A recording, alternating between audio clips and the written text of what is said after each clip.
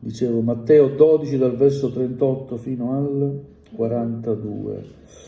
Allora alcuni scribi e farisei presero a dirgli: Maestro, noi vorremmo vederti fare un segno. Ma egli rispose loro: questa generazione malvagia e adultera chiede un segno, e segno non le sarà dato, tranne il segno del profeta Giona. Poiché come Giona stette nel ventre del pesce 3 giorni e 3 notti, così il Figlio dell'uomo starà nel cuore della terra 3 giorni e 3 notti. I niniviti compariranno nel giudizio con questa generazione e la condanneranno, perché essi si ravvidero alla predicazione di Giona. Ed ecco, qui c'è più che Giona. La regina del mezzogiorno comparirà nel giudizio con questa generazione e la condannerà, perché ella venne dall'estremità della terra per udire la sapienza di Salomone. Ed ecco, qui c'è più che Salomone. Amen. Amen. Fin qui la lettura della parola del Signore. Accomodatevi pure. Alleluia. Scribi e farisei erano religiosi. Gli scribi erano quelli che scrivevano la legge sui rotoli, e quindi conoscevano la legge. I farisei erano dottori della legge e conoscevano la legge. Quando videro Gesù e lo sentivano predicare, non hanno creduto in lui. Sapevano che Gesù aveva fatto tanti miracoli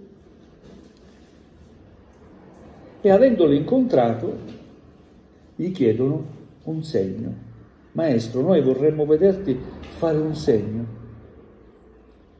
E questo vederti fare un segno è finalizzato al fatto che noi poi crederemo in te, sottinteso. Amen. E quanta gente vuole dei segni?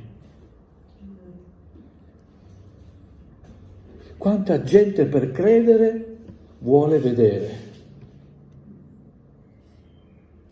Ma il Signore è chiaro, risponde a queste persone intanto definendoli per quelli che erano.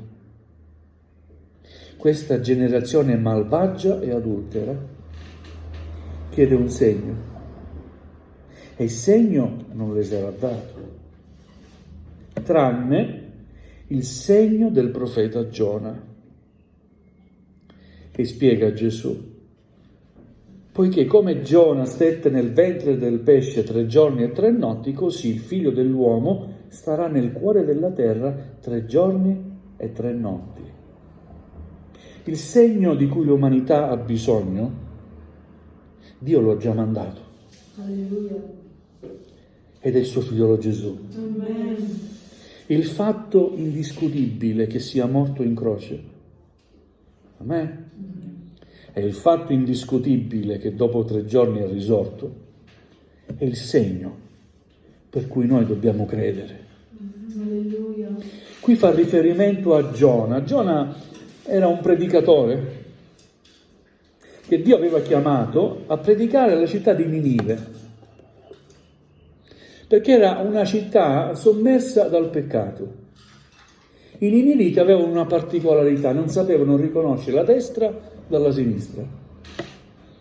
Sono famosi per questa particolarità, ma Dio voleva salvare questa città. E chiamò Giona. Giona, vai a predicare a Ninive. Digli che se non si ravvedono alla mia parola, io li distruggerò. Ma il profeta non volle andare. Signore, tu mi mandi a parlare della tua parola, e se questi poi non succede quello che tu mi dici, che io devo riferire, che figura faccio? Si rifiutò di andare. E Dio lo costringe. Sappiamo, leggiamo, no? Il libro, la storia di Giona, un pesce lo inghiottì mentre era una barca che fuggiva. Noi non possiamo fuggire dalla presenza del Signore.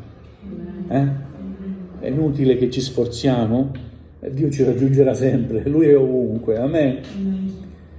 Questo profeta scappava, voleva scappare, Dio usa un pesce grande, qualcuno dice una balena, la parola di Dio non lo dice è una balena, un grosso pesce. Lo inghiottisce e sta 3 giorni e 3 notti. Nel frattempo lui si ravvede. Giona capisce di aver sbagliato, si ravvede ed è pronto per la missione alla quale poi Dio lo ha chiamato. Amen. E va a predicare a Ninive. E Ninive si ravvede. Un'intera città si ravvede alla predicazione della parola, senza segno, alla predicazione della parola. Ecco perché Gesù dice: non vi sarà dato nessun segno, se non il segno di Giona. E Ninive un giorno comparirà alla mia presenza e vi giudicherà, perché loro si sono ravveduti alla predicazione di un uomo. Ma qui sta parlando di se stesso, qui c'è uno più grande di Giona. E noi non possiamo che dire amen. C'è qualcuno più grande? C'è qualcuno che sa predicare meglio di Gesù? Io credo di no. Eppure, nonostante Gesù, Dio, la parola vivente, vedete la difficoltà? Che ieri siamo stati in tenda a Bassano e con mia moglie ho fatto una riflessione. È stato un bellissimo culto. Una parola ascoltata, veramente mandata dal cielo, però non ho visto nessuno andare avanti e dire: io do il mio cuore a Gesù. Altri tempi, noi giù in Sicilia abbiamo vissuto periodi belli di evangelizzazione e le persone venivano avanti, sapete, toccati dalla predicazione della parola di Dio, toccati da una semplice predicazione della parola di Dio. Spesse volte non avevamo cori, gospel, bastava un fratello con una chitarra, forse qualcuno con la tastiera, qualcuno con la batteria, 2 o 3 che suonavano. Ma quello che si faceva in chiesa lo facevamo nella tenda, fuori. E le anime venivano toccate dalla parola di Dio. Ieri sera ho fatto questa riflessione, ma la parola di Dio ha toccato il mio cuore. Ma può essere che non c'è nessuno che abbia ascoltato questa parola che veramente, posso dire, è venuta dal cielo. Non abbiamo visto nessuno venire avanti. Il cuore dell'uomo è duro. E se ai tempi di Gesù la generazione era malvagia e adultera, io credo che oggi abbiamo superato veramente livelli estremi. Amen? Ma questo non cambia le cose, perché qui c'è uno più grande. Amen? Il suo nome è Gesù. Lui può vincere ogni resistenza umana, diabolica. Lui è il vincitore. Lui ha già vinto. E la Chiesa proclama il suo nome. La Chiesa non deve scoraggiarsi. Certamente quando lavoriamo per il Signore vorremmo essere incoraggiati. Siamo andati a evangelizzare, avremmo voluto vedere un'anima, ma intanto il seme è stato sparso. Se non saremo noi a raccoglierlo, sarà qualcun altro. Ma quello che si spande non va mai perso completamente tutto. Anche un piccolo seme può negli anni portare frutto alla gloria di Dio. Perché? Perché qui c'è uno che è più grande. Amen. Più grande di me, più grande di te, più grande delle nostre possibilità e capacità. E il suo nome è Gesù. Amen. È Lui che opera. Amen. Noi parliamo solo di Lui. Apriamo la Bibbia, la meditiamo, chiediamo aiuto allo Spirito Santo, ma è Lui che interviene. Amen? Amen. Ma desidera cuori disposti, predisposti, aperti, non cuori chiusi, perché quello che non farà mai il Signore è violare la scelta dell'uomo. Sapete perché? Perché Dio è amore. Amen. Ci ama così tanto che vuole che siamo noi a prendere la decisione nella libertà. Amen. Lui non ci violerà mai, perché è un gentiluomo, posso definirlo un gentiluomo, non lo so, mi viene così da dirlo, Un uomo rispettoso, qualcuno che ci rispetta, ci ha creati, ci ha fatti, ci ama, ci rispetta. Amen.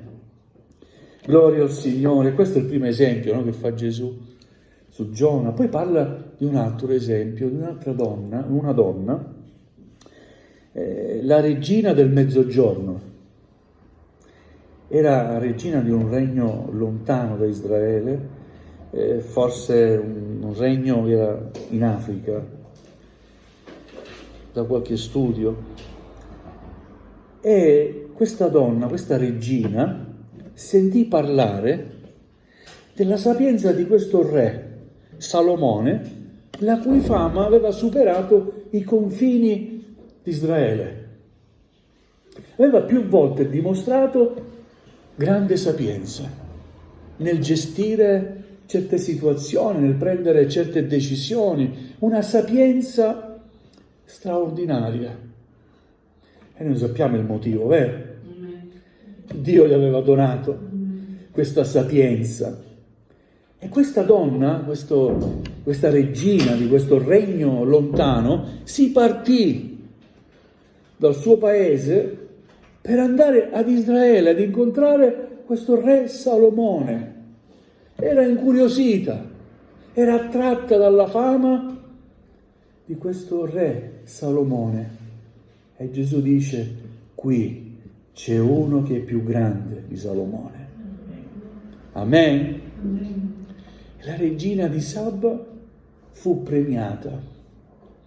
Quando giunse in Israele si rese conto che quello che aveva sentito dire di Salomone era solo una piccolissima parte delle capacità di questo re Salomone, in grado di gestire un regno e dandogli una pace che durava da quando fu eletto re.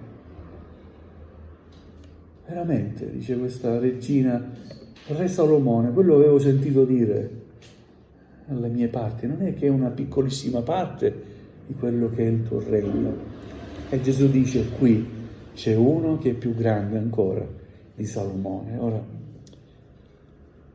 dobbiamo essere attratti dalla persona di Gesù. Se quella donna si partì da molto lontano per incontrare Gesù, noi quando ci partiamo da casa nostra, che non è così lontano dalla chiesa, andiamo con una grande aspettativa, vero? E ogni qualvolta abbiamo aspettativa, ci aspettiamo qualcosa dal Signore, il Signore non ci farà mai uscire dal locale di culto senza averci dato qualcosa da parte sua. Perché? Perché Lui è più grande di Giona, più grande di tutti i predicatori ed è più grande di qualunque uomo sapiente sulla terra. Lui è in grado di soddisfare appieno i nostri bisogni. Ecco la risposta che Gesù dà a questi religiosi che con un secondo fine chiedono a Gesù un segno. Vogliamo un segno? Alleluia! Io so che Gesù è già qui. E il segno di cui ho bisogno è proprio questo. Gesù è risorto per me, per te, per noi. Amen. E quando andremo in preghiera, vogliamo pregare il Signore avendo profonda convinzione che Egli è qui ed è in mezzo a noi. è con noi, è in mezzo a noi, per soddisfare le nostre necessità e i nostri bisogni, per farci del bene. Amen. Gloria al Signore. Bene, adesso canteremo un cantico e dopo staremo ancora in preghiera. Vogliamo amare, stare alla presenza del Signore in preghiera.